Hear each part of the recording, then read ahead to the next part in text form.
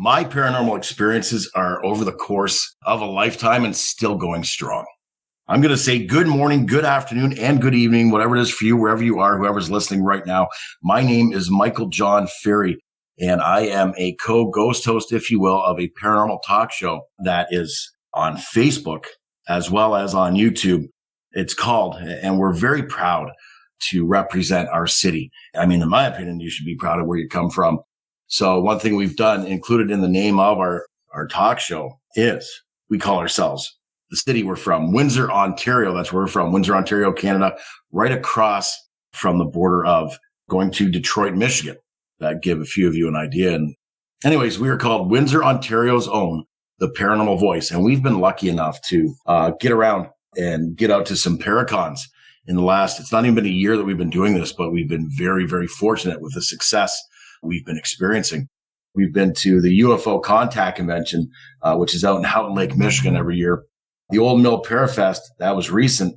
The classically haunted Old Mill, if you will, in Dundee, Michigan. And then one of my personal favorites, it's a 3-day Paracon event. It's called the My Paracon, which we call the WrestleMania of Paracons. And that's out in Sault Ste. Marie, Michigan. Anyways, we've been lucky. What we do there, we get to talk with whoever some of their celebrities are there. We get the celebrity to sit with us for about 5 minutes live on our show. And we'll ask them a couple questions, give them a chance to be on a platform where they can talk about themselves, what they're doing, if they have any books out, they're selling your books coming up, et cetera, as well as plug the Paracon that we're at. And that's the short version of what I've been very blessed to be doing this last year with a friend that I've known since 5th grade, Dale Quigley, who is the lead investigator, founder of High Spirits Paranormal. He's involved in one of my stories I'm going to share with you on this episode of My Paranormal Experiences. Let's get into it. I've bragged about myself long enough for sure. Here we go. Now, as you know, I mean, my God, you hear about shadow figures. We're going to start there. For me, I've been beyond intrigued by any of these phenomenons growing, to the single digit age. At the age of 7, my mother used to have psychics, mediums, etc., come over to the house, or she'd dabble with her friends with Ouija boards or tarot cards, etc. And we always got kicked out, got told to go play in the street. Mom never wanted us in the house while that was going on because she knew it would spook the heck out of us. And she was probably right. But I always had that. I want to know what that's about. Because I'd hear her tell stories because back then, the phone that was attached to a cord and on the wall, she was on that thing. She was a housewife, house mother. Great woman. Love her. Carol, love you if you're listening. Yeah. So, I was always intrigued, but I would hear her telling these stories to people about what was said or what happened. So that kind of grew with me over time into my own intrigue. When I dabble in things, whether it's Ouija boards or maybe a little bit of voodoo or witchcraft, I do it sloppily, I guess, in some people's opinion. I call it that, but also more importantly, I listen, I read, I research, and I make it my own. I use my kind of incense. I light the candles I want, and I put them in position. I'll definitely use the chance, but at the end of the day, in my opinion, it's your intention. Your intention is what's going to get you the results. Now, as I was exploring these rituals, et cetera, and how to invoke a spirit, if you will, for my bidding, I came across a book of all things at a local bookstore in Windsor, and it was called How to Communicate with Your Spirit Guides. I had to buy it. And I bought it and I brought it home. The book had protective spells regarding the white light. This book also gave amazing details on how to get help for yourself through contacting with, quote unquote, your spirit friends. For me to get help, to get the help I was seeking, the book, it had a recipe, if you will, to make it happen. And again, you must believe with every ounce of your being. And this is what it read. Again, going back to what I say, it's your intention. So at this point, I was beyond believing, that this wouldn't be a problem. So the first night, I'm attempting the book instructions, doing what they're saying, dotting the I's, crossing the T's, of doing it to the best of my ability and doing what they're suggesting. I learned how to call out specific spirits of the white light for help. Now, here's the underlying factor of why I'm doing this and really going for it. My money was getting low My financial situation wasn't good. I was laid off from work at the time. I had no money coming in. Apparently, but no one told my bills this because they were still showing up at my door. I still had to eat. I still needed gas in my tank. Along with this interesting wording from this book that I was now practically reciting, I would ask my spirit friends nightly for financial help, right? So I asked them for help by giving me direction on what to do, basically putting it out to them, letting go and allowing whatever would be would be. And again, I performed this nightly, and I mean nightly for weeks before I would fall asleep because that's what they said you had to do. This was the last thing on my mind going to sleep. Now, it had to be a few weeks into doing this nightly, and I'll never forget this. I woke up to horror, my horror at the time, a shadow figure, a shadow man sitting on my chest while I was lying in bed. There it was. But more than that, this shadow man, he's looking down at me, looking into me. He had no ears. He had no face, no eyes, no lips, no, not a nose, nothing, just black abyss. As it looked down at me, oh my God, my arms, the hair on my arms are standing up, telling you this right now. It spoke to me. As it looked down at me, it spoke to me. Head to toe, I was feeling chills. And it's asking me, who are you? The space dark man. Again, he asked, who are you? It almost demanded me, tell me who you are. And this was, again, like I said, terrifying because I had never in my life at this point experienced something so, oh my God, real. I then got the presence of mind after it was asking me, who are you? I got the presence of mind to use this protection spell that I had learned from this book. I closed my eyes and I started saying this out loud. I believe I was saying it out loud. My name is Michael and I dwell in the bright white light. All that is good is attracted to me. Nothing of the darkness can come near me or harm me. And I give thanks and praise for this bright white light. Next thing I know, I closed my eyes out of fear, hoping it would go away. When I started saying that protection prayer out loud or chant, however you want to say it. Now, as fast as that happened, I fell back asleep just as quick. I was out. I don't know if it was hours. I don't know if it was minutes where I was sleeping. I woke up the next morning and I was feeling just fine. And I remember my experience from the night quite vividly. How could you not remember a shadow man sitting on your chest with his knees tucked into his chest? Only his feet and his rear end were on my body. He had no ears, no face. Like I said, you don't forget that. How do you forget that? I didn't know if it was, a dream or whatnot, if I instantly woke up or if I slept for hours. I don't know. So I went about my business that day with nothing happening out of the ordinary. Not that day. No, I wasn't anxious from what happened the night before. I wasn't looking over my shoulder from what happened the night before. And I came home that night and I did my nightly ritual, saying what I wanted to say, what I needed to say, what I had to say to help myself as per the book. So off to bed I went. And so I'm laying in my bed, I'm slowly relaxing and beginning to drift away to that point where there's that point of you're almost asleep, but you're not asleep, but you're almost asleep. Some people call it the twilight stage, I guess, is what I've heard. Now, what's interesting is I'm not a gambler, but of all things, I start envisioning I'm driving down one of the expressways or freeways or highways in my city. I'm going towards the outskirts of town. And on that drive on my left-hand side, again, as I'm almost asleep, I'm in the twilight stage. I see this racetrack. It was called, it's not there anymore. It's called the Windsor Raceway. And they had horse betting, and I'm definitely not a horse better. But they also had a slot machine floor, gaming floor. I see myself driving on this expressway, and I see the racetrack up ahead.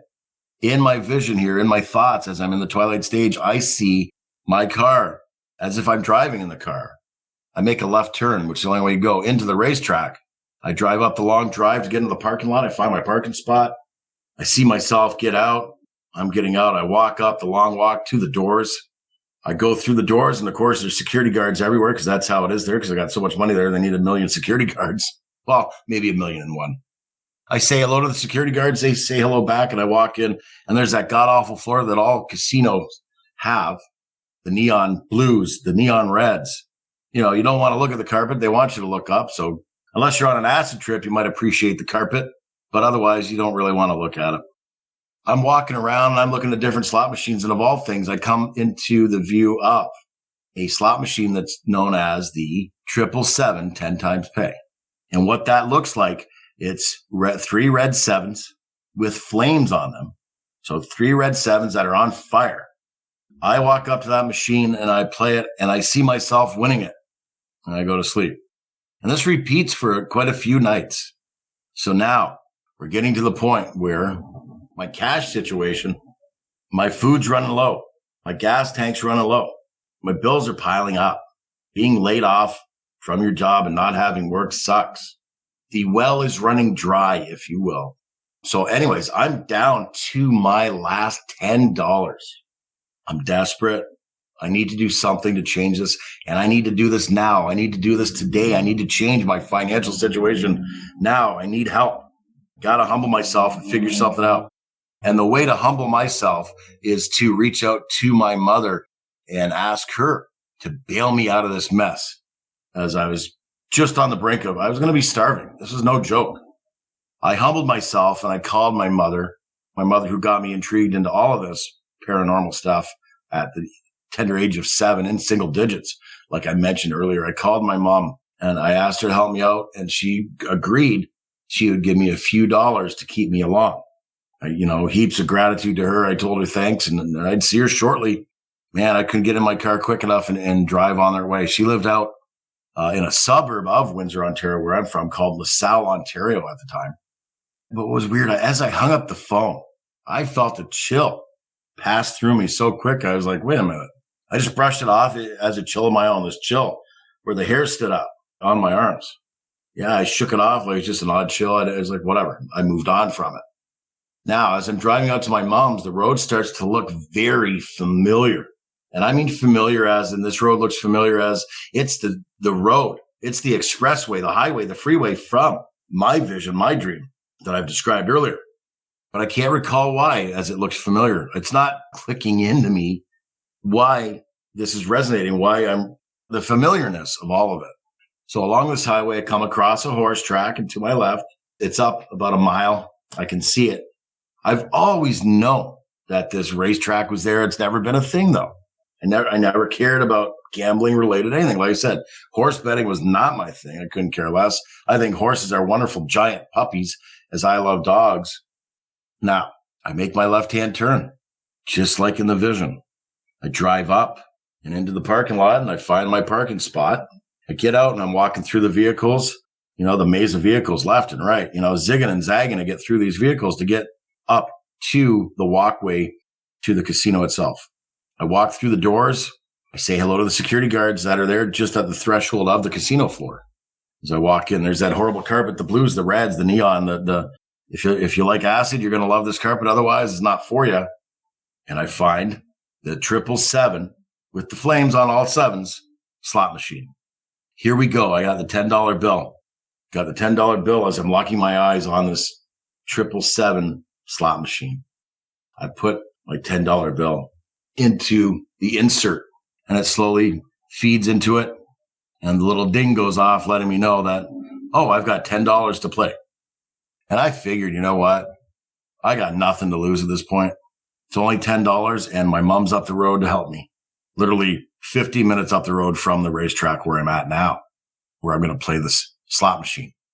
I'm hoping maybe I'll win $20 more, maybe a couple hundred, which would be nice. That'll help me get me through a few days, put some groceries in my cupboard. So now, here I go. I'm the big spender. 50 cents. I'm going to bet one token. 50 cents. Here we go. First spin. And I'm watching it. Sweat's pouring down my brow, if you will. Anxiety's at its finest. And I know anxiety, I struggle with mental health like a lot of us out there. And that's okay. But to get my point across, the anxiety is like knots in my stomach, twisting and turning. I'm biting my bottom lip watching these reels go. One bet, one token, 50-cent bet, nothing. Now I'm going to go for it. Now we're going to try two We're going to double it. We're going to go to a $1 bet. So now I bet again and again. The anxiety, the sweats, nothing. On the first spin with the 1 token, on the second spin with the 2 tokens. So a 50-cent bet and then a $1 bet. Absolutely nothing. Now we're going for it. That's it. I'm all in. I hit 1, 2, 3 bets, 3 tokens. So that's $1.50. I'm all in. That's a full bet, folks, on this machine. That is a full bet. Instead of pushing the bet button, I actually grab the lever, the big arm on the side, and I pull it. Now, this time, I'm not watching the machine. I'm looking around and I'm watching other people, engaging them. I'm watching these other people enjoying their time at the casino. I'm wondering, are they stressing like me? They don't seem to be. I'm watching people get little hits. I'm watching other people get paid out jackpots. Wow, my machine is spinning. And then I hear a buzzer starting to go off. To my absolute astonishment, this noise, this buzzing, this machine screaming winner, it's coming from my machine. I look, and there's 2 of those red flaming 7s next to an icon displayed that says 10 times pay. And I had no clue what was going on. I had a clue. I think I won something. No idea how much I had won. I was in shock. All of a sudden, like cockroaches, people are coming out of the woodwork, coming out from under slot machines. I swear some people were sleeping underneath these slot machines. That's how much they like to gamble, and that's okay too. Coming over and looking and gawking. Some were even congratulating me. Then through the abyss of people comes a slot attendant. They're called slot attendants. Those that work on the gaming floor and help you with the machines, with little fixes. If there's a jam on the machine, a coin jam, well, they don't have coins anymore, but a paper jam. Or if you win, they come over. And he says, "Congratulations, sir, on your win." And I said, "Thank you." I said, "Excuse my ignorance. I'm just curious. How much did I win?" And they were like, "You don't know?" I'm like, "No, I'm not sure." "You just won $7,500. And I used some choice adjectives I can't share on the show, but you can imagine I was like, "Oh my God, I did?" Now, that money's long gone, of course. I do have a picture of me holding this huge check that they give you when you win, which promotes that people win from their casino, their racetrack. And on the check, it reads $7,500. And I only share the story to point out that not all shadow figures, not all interdimensionals, shadow people, etc., they're not negative. They're not trouble. They're not out to harm you. Some are there to help you. And that's what happened for me. From personally believing that for years there were negative, harmful beings out there. That's it. That's all. I have come to my own personal conclusion that they can help you if you ask them for it.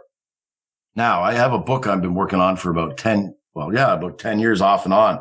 And I was sharing that with Vic before the show. What's amazing about that, when I was writing the chapter about this story, I was sitting in front of my computer as I am now with my favorite kitty, who incidentally loves to sit here and listen to Dogman Encounters radio stories with me, Luna Bobuna, I call her. She's my little tripod kitty. I rescued her from the Humane Society, and she's here right now with me enjoying my storytelling. I was writing this chapter calling WTF, as you know the acronym, I'm sure everybody, don't have to explain it, is a shadow figure. I shared the story about the $7,500 win. At one point, I turned around and just out of my peripheral, I caught this little 4-foot being in a position. He was like crouched down. Surprised I saw him. No ears, no eyes, no nose, no mouth. He had no face, just like the being that was sitting on my chest asking me, "Who are you?" And he ran. He was so quick. And that's where I was like, wait a minute, what's going on here? I was just writing about that experience, and there was one watching me. So that opened me up and got me intrigued to looking into shadow figures more. I started researching online, and I found someone on Coast to Coast who had 20 plus years knowledge of the shadow people experience. And I learned from that, listening to that.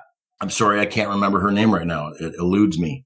She said that in most cases, the people that reach out to her, in most cases, when they experience a shadow being, they usually experience them in the middle of the night, 3 or 4 in the morning, which is about the time it was between 3 and 4 in the AM. And they're usually sitting in the darkness in front of a TV, in front of their computer, in front of their phone. And that's where they experience the shadow being phenomena, if you will. And I was like, whoa, So that did happen. That verified for me again. Okay, something's going on. And then as recent as dabbling with ghost boxes here at my apartment where I live alone with my cat, Luna Bobuna. One night, I was sitting in the dark, and out of my peripheral, I saw what I thought was a shadow figure run by me in the hallway of my apartment here. And I asked instantly, and I have the audio, did you just run past me? And within seconds, and it was hair raising, it was hair on the body raising, scary, creepy, but awesome at the same time, because that's where I'm at with all this. I cherish any of the stuff that happens to me now, because it's cool.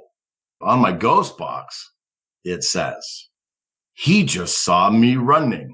Yes, it was robotic. He just saw me running. When I asked, did you just run past me?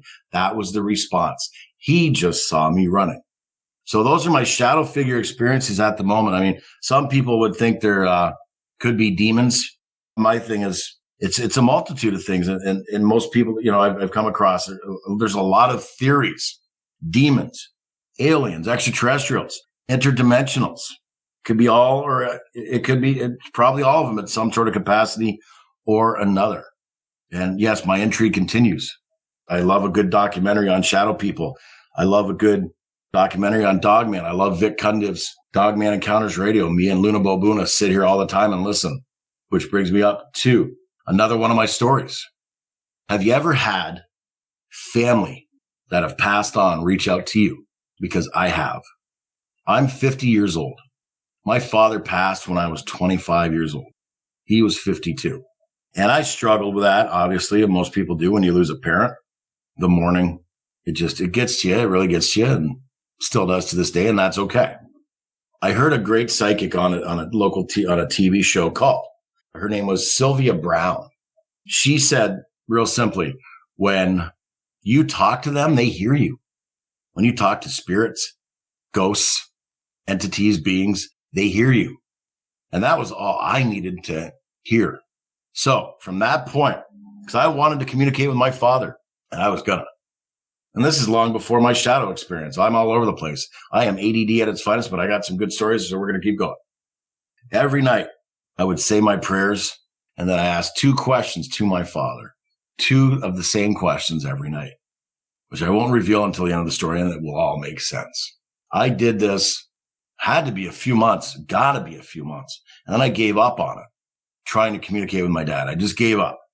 Night after night after night, praying and asking my dad these 2 questions to no avail. After about 3 months, I was like, okay, I just stopped. And then, of all things, one day my brother-in-law, because I was living with my sister and brother-in-law at the time, says to me, Michael, I had this dream, and you might think I'm a lunatic to tell you this, but something deep down is telling me I need to tell you about it. Okay, James, that was his name. His name was James, my brother-in-law. He says, I had a dream where I found on a table in the middle of a room, an old style answering machine, which for those that don't know is looks like a tape recorder. It's got a cassette tape. It's a tape inside. There's, a record and et cetera button that tells you how many messages are on the phone. So when James looked down at this old style answering machine on the table in this dream, he sees, it says it's displaying the number 1, meaning there's a message. There is 1 message on there. So in the dream, he presses the play button. On there is our dad, my dad, saying, hey guys, it's Dad. I'm calling to say I miss you. I love you. And don't worry, I'm looking out for all of you. And could you please let Michael know? Definitely not her. And yes, but it won't happen right away. He's looking at me and my jaw is dropped. And he actually asked, after seeing the expression on my face with my jaw dropped, my eyes wide open, my brother-in-law James asked, does this mean anything to you? And it's not like I was going around telling anybody what I was doing, let alone what my questions were when I was trying to communicate with my dead father. And that's when I revealed, and I'm going to him, James, and I'm going to reveal to you now. I asked my dad 2 questions in this dream. 1, what about this woman? Is she the one in my life? Is she my soulmate? Is she my true love? And 2, it was about, I was a professional wrestler back in the 90s to early 2000s. I was fortunate. I traveled to a lot of places. I wrestled on World Wrestling Federation TV, now WWE, as well as World Championship Wrestling, among other places. I was a mainstay for a company here in Windsor, Ontario called Border City Wrestling. So it was about that. And then my dad, through a dream that my brother-in-law had, answered me, definitely not her. And yes, but it won't happen for him right away. Now, again, it's not like I was telling anybody about that. So I shared this with a psychic medium about a year after that. And she said, the only reason why it came through your brother-in-law was so you would have no doubt. There would be no doubt in your mind. You couldn't debate it. Because if it would have came, the answer would have came any other way, you could have chalked it up to just a coincidence. How can anybody dispute this? Even you out there listening, how can you dispute the fact? I got my answers from my father through a completely different human being, someone else that had no idea what I was doing, what I was asking. Spirit communication with your family is real, is my point of sharing this. And a little other tidbit, my father, I dream about him once a week now to this day. And if I ask, and I've learned now since then, you want spirit communication, you say, I give you permission, Dad. I give you permission, Grandma. I give you permission, Mom. You get my point. Give them permission.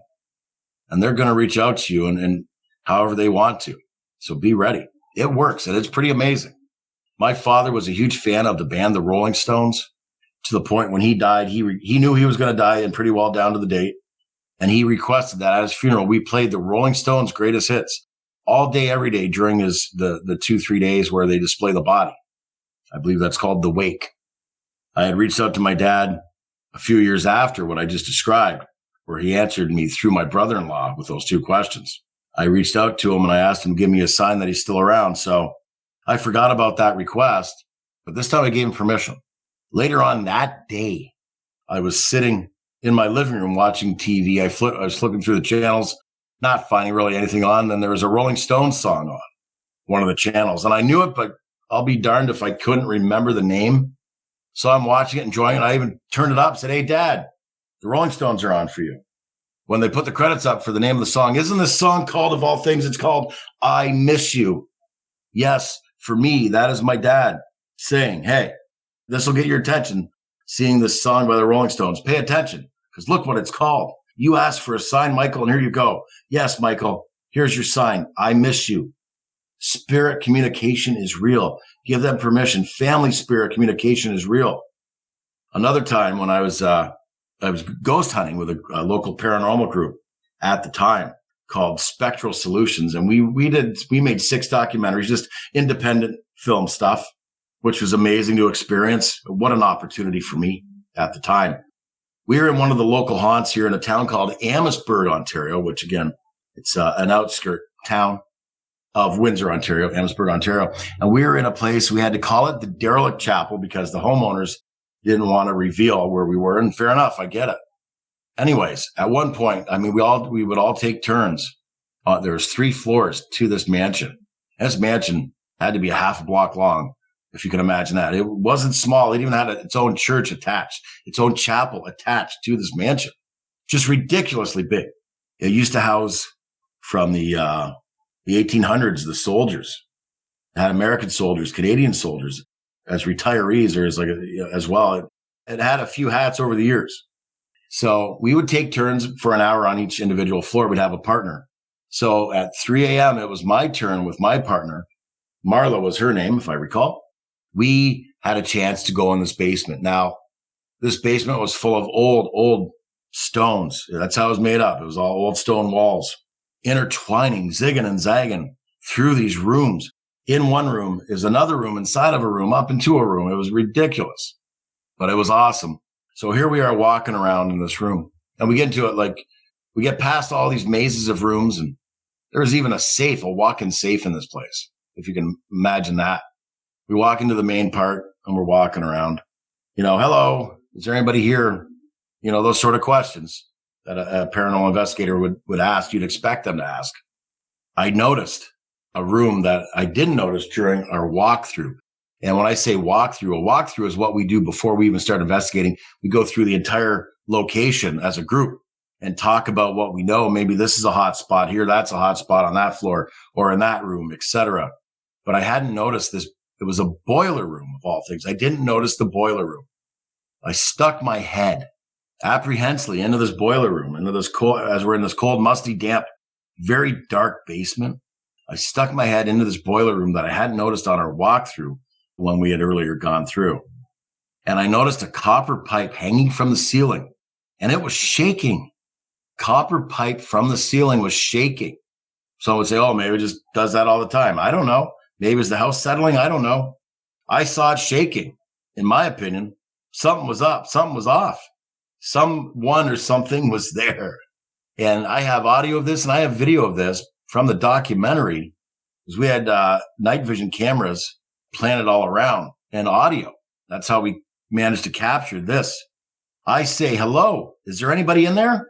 No sooner do I ask my question. Hello, is there anybody in there? I felt a significant temperature drop. Can I tell you how much? No.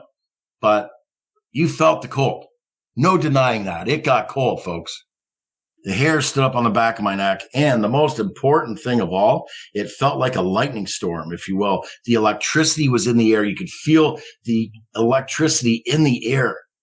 This now, to my knowledge, is what is known as a spirit manifesting itself to do something. And as I'm telling you this, the hair is standing up on my arm right now. I asked that question, the results, the temperature drop, the static electricity in the air, the hair standing up in my body then. 2, a spirit exhaling in my ear going, ah. That's what it did. It went, ah. And this scared me so bad. I'm not proud of this. I pushed that woman out of my way and I was screaming like a little girl, get out of my way. Ah, screaming like a little girl running. And I have bad knees from wrestling. So here I am doing my best and it's all on video. Here's this 200-pound in-shape guy with bad knees running up a very long hallway, screaming like a little girl for his life, doing his best, running up this hall to get out of this basement because he heard an exhale. In time, a real, it wasn't an after effect. It wasn't an EVP. It was a real time spirit exhaling in my ear. Needless to say, I was gone like a thief in the night. That was it. That was all. Now, my final story, again, it's about spirits. It's about synchronicities. I was going to have a boys' weekend, if you will, with one of my BFS, one of my best friends, Pat, Big Pat Ryan, as he's called. He's 6'5", 300 pounds of a heck of a human being. He's a great guy. I'm lucky to have him as a friend for sure. We went to a place called Sarnia, Ontario, which is about 2 hours away, I guess. I could be off by a few minutes from Windsor. So it was a nice weekend getaway. And I hadn't been to Sarnia in over 20 years at this point. So we go there, we get our hotel room, get a bite to eat, we're hanging out, we're talking about what we're going to do on our list of to-dos while we're here having our guys' weekend. Patrick decides or mentions, because he loves to collect vinyl, he loves records, loves his vinyl, loves his stereo equipment. We're going to hit some antique stores, Michael, he says. I got to see what kind of records these places got. There's like so many antique stores here. It's crazy. We got to go. Okay. So we go for our walk towards the first antique store, which wasn't too far from our hotel room. And it was a gorgeous day out there in Sarnia. It was gorgeous. It was like, I believe it was like July. So the weather was perfect. It was a great day. There was people all around. It was sunny, nice cool breeze. It wasn't hot. It was just a beautiful day. Nice temperature. So we're walking towards this first antique store, and I notice on a display of a store, like on this walk on the block that we're on, they have a star as their logo. And I have a 5-point star tattooed by my right eye. And it was the first time I allowed myself to be vulnerable and share why I have this 5-point star next to my eye. And I told Pat, I said, yeah, I go, see that star over there? The star next to my eye, I got it because many years ago, about 15 years ago at this point. About 15 years ago, when I started getting, attempting communication with spirit, after the initials shadow figure sitting on my chest, I'd go in and out, just life kind of got in the way, and then got back to my roots, if you will. So I started communicating with spirit again, and I became more awake and aware of their signs and their synchronicities. The synchronicities they would give me as an assurance would be a 5-point star. And it was all over the place. as a yes, as a no, and a knowingness and a comfort and a feeling of comfort. They would show up all the time. Like people see 111 or 222 or 1111, which I see a lot as well. I was seeing stars. So at one point I got the star as an homage to my spirit guides, beings, entities, relatives, showing me this 5-point star. I put it on my eye. It's an homage to them. And I explained that to Patrick on our walk in Sarnia to this antique shop. And then also a thought after I shared that, I thought out loud to him, I said, oh my God, an antique shop. Could you imagine if we had a chance? Because Pat loves the paranormal too. He's intrigued about ghosts, etc. Could you imagine, I said to Pat, that with this antique shop, if we could spend the night, just ourselves in there, sleep over, if you will, can you imagine the energy in some of these pieces of antiquities? Imagine what could happen there. And that thought passed, and we're still walking, getting closer to the antique shop. On a shelf as you walk in, I don't know, quite a few porcelain dolls. You notice them. It's got to be a dozen, which right away went into my head. And I said out loud, I said to Patrick, Patrick, could you imagine if any of these dolls are haunted? I wonder if anybody knows of any haunted dolls here at this antique shop. We get in, and what's amazing, there's several rooms, as an antique shop should be, as you can expect. And there's antiques, no rhyme or reason, scattered from floor to ceiling in every direction. They're everywhere. And Patrick, like myself, is a former professional wrestler, and we also collect action figures, not to mention LJNs for one, the rubber action figures from the 80s that the World Wrestling Federation had distributed. Always up for a good action figure, whether it's from the 80s or the 20s or the 1800s. If you can find it, I want to see it. It's cool. The houses, all that stuff. Love it. We find the action figures, not to mention the wrestling action figures. So we're checking those out. And someone that works there comes over and he's talking to us and he's trying to sell us on some stuff. And that's cool. I get it. He's doing his job. That's cool. You know, at least he's engaging with us. At some point, I just drifted away. He was mainly talking to Patrick. And at that point, I get 1, 2, 3 taps on my shoulder button. 1, 2, 3. 1, 2, 3, like that quick. 1, 2, 3. Taps on my left shoulder. I don't react for a second. I'm kind of looking at something. And then I look up, and Patrick and this gentleman got to be between 10 and 15 feet away from me now. I was like, okay. So I look around to see who else is there, who tapped me on the shoulder. There's nobody around me. And there's nobody around me. Just antiques from floor to ceiling. So I thought, wow, that's cool. I just had a paranormal experience in this antique shop. I asked for it. I got it. I got 1, 2, 3. 1, 2, 3 taps on my shoulder. From a being, from an entity, from a ghost, from some residual, from some energy in this antique shop. I was definitely going to tell Patrick about that when I had a chance to talk to him next. I decided I would start walking around, see what else they had. I walked about 5 feet and I noticed a bin. Yeah, it's about 5 feet with all these antiques everywhere, floor to ceiling. I noticed a bin, a Tupperware bin full of, yes, porcelain dolls. And I looked down in this bin and my jaw dropped. I couldn't believe what was looking back up at me. And I reached down and I grabbed this porcelain doll. And this porcelain doll, of all things, folks, explain this to me, had a 5-point star next to its right eye, just like me. Strange things happen all the time, folks. But they're not necessarily strange. They happen for a reason. It's signs from spirits. Spirit communication is real in so many forms, so many ways to experience it that I hope I've been able to get across and share with you to a point where you enjoyed my storytelling. I want to say right now, thank you so much to Vic, host of my paranormal experiences, this show here. I wish him all the best success. Me and my girl, Luna Bobuna, will, of course, continue listening to Dogman Encounters Radio. And with that, I say thank you so much, everybody. Thank you so much to Vic for letting me share some of my experiences.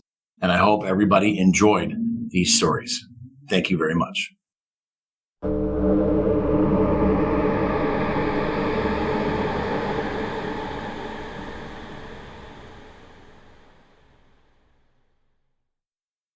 My paranormal experience happened when I was 19 years old. back in 2018 at my parents' house in Vancouver, British Columbia.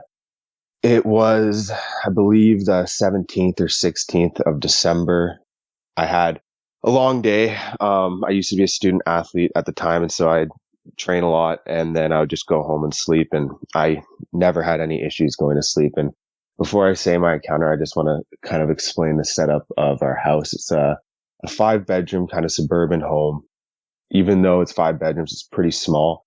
When you enter the front door, immediately to the right, you'll see the master bedroom entrance. And then in front of you, there's a downstairs where there's a living room, 2 more bedrooms, and then upstairs where there's a hallway with 2 bedrooms on the left. And then if you keep going down the hallway, there's the kitchen and then another small living room area. My experience took place in my bedroom.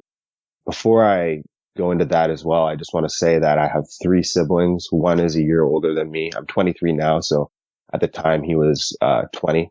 And then 2 younger siblings, 2 sisters, and they're 1 year younger than me and 3 years younger than me. And we've all lived and grew up in this house since 2010, and none of them have had any experiences similar to what I experienced that night. To start it off, I mean, that night I was in bed all ready to go to sleep around 10. Where my bed is positioned in my bedroom, to my left, there's a pretty big window which faces out to the street in front of my house. And I have blackout blinds, but, around the edges of the blinds, I have a street light right outside my room. So pretty much, 24/7, my whole room is illuminated just from the edges of the blackout blinds leaking in that street light. And so I could pretty much see, the corners of my rooms and, make out all the details once my eyes adjust. And that night I fell asleep around 10 with no problem. I was exhausted. I'm a pretty heavy sleeper, so I never usually wake up in the middle of the night. But around 12:15, I just woke up out of nowhere. It felt like I have a significant other now. It felt like, when you get woken up in the middle of the night by get tapped on the shoulder and you don't really realize you're tapped on the shoulder, but you're awake at that point. And, which is weird for me. And I didn't move. I was laying on my right side. So I was facing towards the door. The door was in the right side corner of my room. And I look and there's this shadow about 6 feet tall that looks exactly like a human, except there was no features. It was like almost a 3D shadow. And it had no face, it had no fingers. It was standing and it was staring directly at me in the right corner of my room, right in front of the door. And I had throughout my life had sleep paralysis. And when I was really young, I'd had night terrors. And so my first immediate thought was, okay, don't panic. You're just having, sleep paralysis, whatever. And I hadn't moved much at that point after I woken up and my eyes were open. So I thought it's perfectly reasonable for me to see something like that if I'm having a sleep paralysis episode. But then I went to move my arm towards my bedside table, which has the light on it, and my arm moved. And then that was when I was like, okay, well, I'm not in sleep paralysis and this thing is still standing there. And it was almost translucent, but the best words I can, have to describe it is it was a shadow, but it was 3D. So it had the translucency and the shade of a shadow, but it was so obviously standing there. At that point I was like, okay, this is weird. I started to get really scared. But I hadn't really fully accepted that it was something there because, sometimes when you wake up and you put your hoodie in the wrong spot, or you surprise yourself with something that looks like, a man or something in your room, especially when it's dark. And so I reach over to, turn on my bedside light, expecting that as soon as I turn my light on, it'll go away. I reach over and I turn on the light, and then the whole time I'm staring at this thing. I'm still kind of half laying down, my shoulders starting to rise up against my backboard of a bed. When I turn on the light, it doesn't go anywhere. And, it becomes even more clear that about, 6-7 feet away from me, this about 6 foot tall black figure was just staring at me. And when I say staring, it didn't have any eyes. It didn't have any face. It didn't have any fingers. It didn't have anything. It was just a black shadow outline of a man. that was when I think fight or flight mode really kicked in for me. And the only other two people in my house at the time were my mom and my stepdad. And they were just down the stairs to the right of outside my bedroom door, right by the front entrance in the master bedroom. And they go to sleep really early because they both get up really early for work. The horrible thing was, it was standing right in front of my door. And so when I turned on the light and all of a sudden I was just rushed with pure adrenaline, fight or flight, I didn't know anything to do other than just put my back right up against the backboard of my bed. And I just started screaming, there's something in my room. There's something in my room. And anyone who's had sleep paralysis knows that, as soon as you usually snap to consciousness, or, you might see the figure, or, the being a second after or whatever, but never to the point where you turned your light on, you're fully awake, your bed's up against the backboard and you're screaming at the top of your lungs, there's something in your room. As I'm screaming this, the being slowly starts moving towards me. And when I say moving, it wasn't like walking. It wasn't moving its arms, or it was just this translucent shadow just coming towards me. My only reaction is my back's up against the bedboard, and I'm just kicking and flailing towards it. Once it reached the end of my bed, it just went right through the bed. Like, its hips were probably a bit above the level of my bed, but it just went right through and just kept moving in that weird, almost floating towards me. And as it was coming towards me pretty quickly, if someone was at a jogging pace in your room, that kind of speed towards me, I'm just kicking and screaming still, there's something in my room, help me, help me.